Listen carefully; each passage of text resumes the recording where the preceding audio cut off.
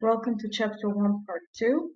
In this section, we're going to create the top part of the geometry by elevating the points, and we're also going to create the enclosure of the geometry.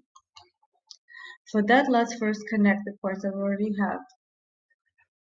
Double-click on the canvas and type line, and we're going to use this one.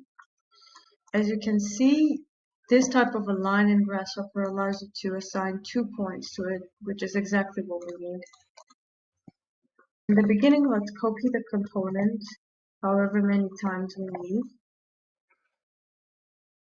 And now we can start connecting them. So, just make sure you connect each point to its consecutive one.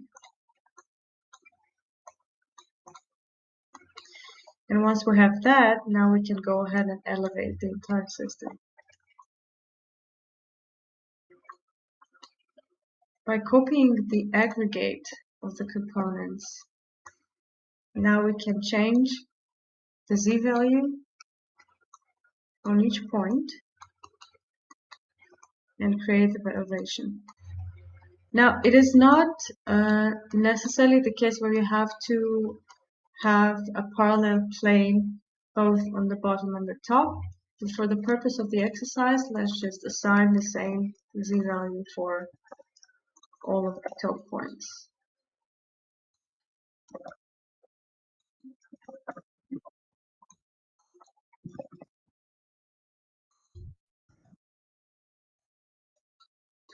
And now let's create the vertical lines in the same method as we did with the horizontal ones.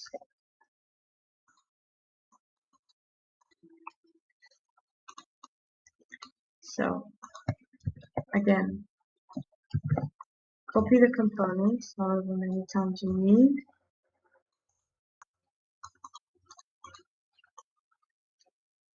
And we're going to connect those lines.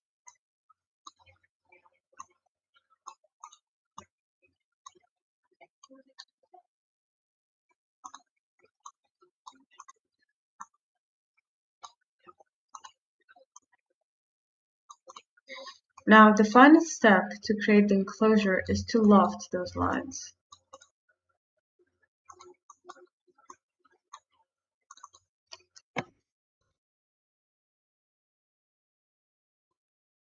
And the loft component, the way it works is you first connect the first line and then hold Shift while you connect the second one into the same input. So again, you connect the first one, you press and hold Shift, and you connect the second one.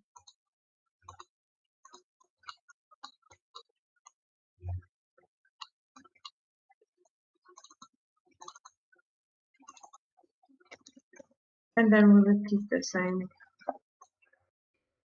with all the lines that we have.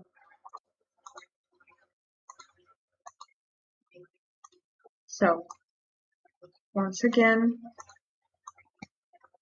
press hold Shift,